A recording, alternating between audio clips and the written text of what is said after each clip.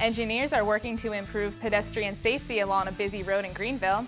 Students were given the opportunity to experience issues of social injustice at the Tunnel of Oppression, and ECU basketball falls short against Connecticut.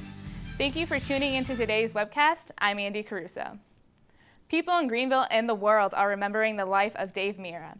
Police found the BMX rider in his truck with a self-inflicted gunshot wound.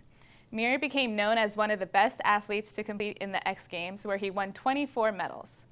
Mirra turned Greenville into a home for BMX riders after building a 15,000 square foot facility known as the Warehouse. He is survived by his wife and 2 daughters. The state is seeing a decrease in the number of students wanting to become teachers. UNC system administrators reported a drop in educator program enrollment across the state the past 6 years. Because of the decrease, ECU has been forced to cut its health education program and to consolidate many others. In the fall, we spoke with Vivian Covington regarding this problem, and she had this to say. We try to emphasize the positive. If you really are about service and working with students, for most people who like that, pay is secondary. When you see a kid learn to read, or I taught high school science, when I see a kid really get turned on to chemistry, I mean, there's no pay that's going to match that. But people have to pay their bills. Pitt County is seeing a rise in sexually transmitted infections. The North Carolina Department of Health and Human Services found that chlamydia, gonorrhea, and syphilis reports in 2015 were the highest they've been in 3 years. Student Health on Campus offers STI and HIV testing for students. Visit ecu.edu/studenthealth. Engineers are working to increase pedestrian safety along 10th Street. The improvements could include more crosswalks and a new median to prevent jaywalking. Designs for the road need approval from City Council, and a decision could come by late March. The City of Greenville has released a plan to improve roadways. These roads include Arlington, Red Banks, and East 5th Street. Construction is projected to begin this summer. An event on campus is hoping to spread awareness of mental health. TEC TV reporter Anna Parrish is in the studio with the story. Anna? If you were passing by the mall yesterday, you might have seen hundreds of shoes with messages on them.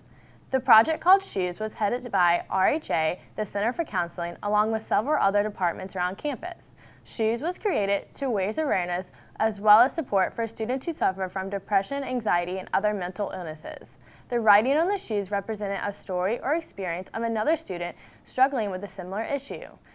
We really want students to take away, the idea that they're not alone. So through this, the representation of the shoes, each shoe is a different story from a different individual, either who attends ECU or who impacted the life of an ECU student. We want to make sure that people are aware from different points of view. So we want to make sure that the people that are experiencing the things, they know that they have a support system, and we want to encourage people to be that support system.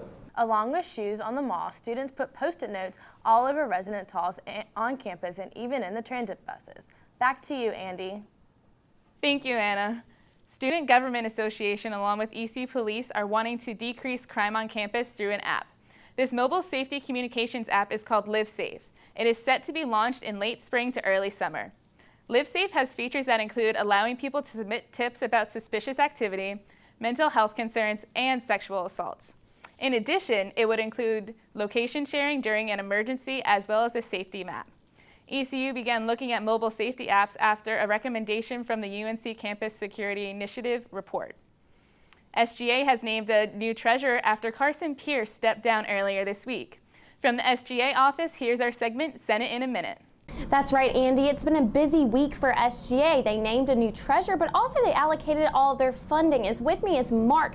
So Mark, tell me a little bit about what's happened this week. We have a new treasurer, and that is Garrett Taylor, and following the line of succession, the Executive Director of Financial Affairs assumes the position of treasurer. So we're very excited to have Garrett. I've worked with him for about 2 years now, and I know he'll be a great asset to our team.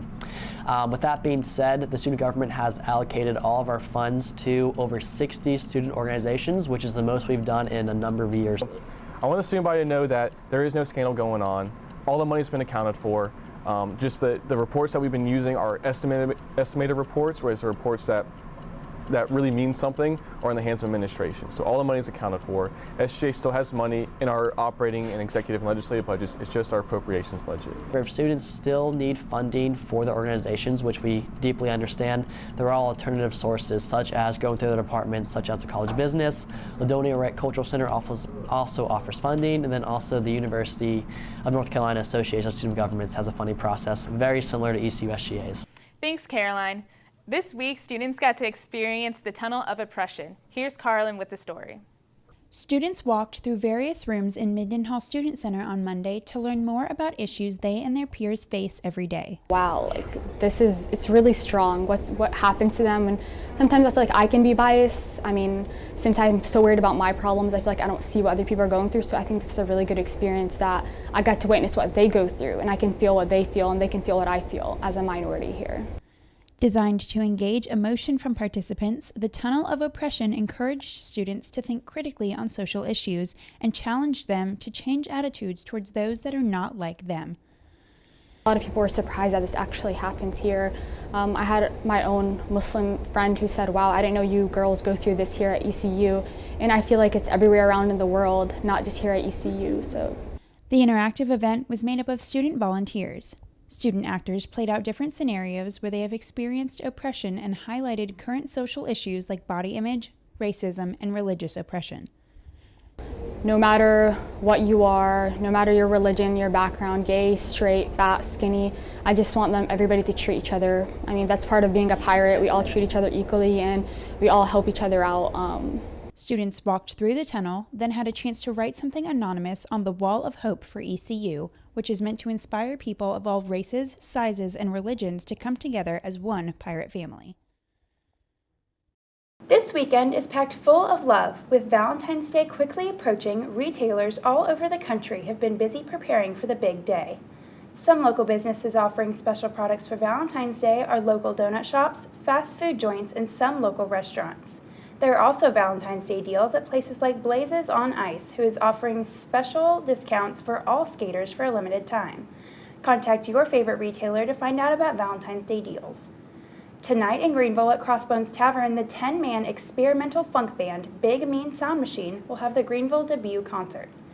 And Tiebreaker Sports Bar and Grill will host their Valentine's Day Bar Bash.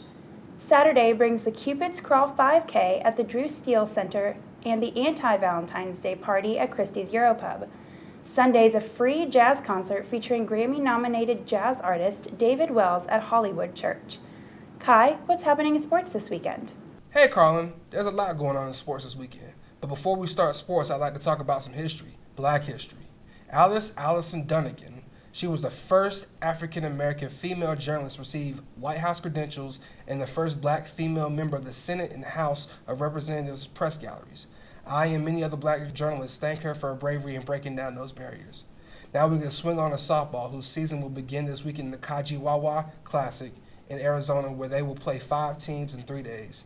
The team will then travel to Charlotte on Wednesday, of course, while we're filming, so be sure to check out the East Carolinian newspaper and the eastcarolinian.com for all updates. Now I keep swinging on to the tennis court, where the women's team stopped their 2-game losing streak with 2 wins over the weekend to bring them to 2-2. The team will head to Greensboro on Thursday. Then they also play twice on Saturday at 10 a.m. and 3 p.m. in Greenville. It is their home opener. We keep swinging, man. Today is a jazz day. I feel like a jazz band when we swing. All right, but seriously, we swing with tennis, with men's tennis, dropping their first game of the season to Xavier in 7 sets on Friday. But they rebounded with a 7-set win against Presbyterian that brings their record to 5-1. Their best start since 2014 when the team went 18-7. The team will travel to Storrs for a game against UConn and Temple, with hopes of doing better in Storrs than the Hoops teams did.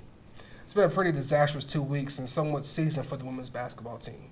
2 weeks ago, ECU beat Cincinnati to beat 9-10, 3-4 in the conference, and it looked like the team was headed for a turnaround. Then they lose 3 straight, including a heartbreaker in Minji's to Tulsa. And going into this weekend, it was not going to get any better as they headed to Storrs, Connecticut, a place that since Gino Oriema has arrived has been a torture house for women's college basketball teams.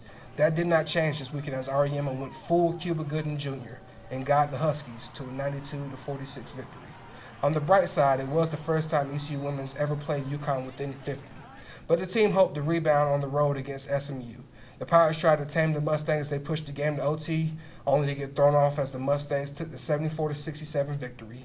The Pirates are now 9-15, 3-9 in the conference. They have a home matchup against the Memphis Tigers this Saturday at 5 p.m. They also have a matchup with the Houston Cougars next Wednesday. But the women's weren't the only team to fall in stores.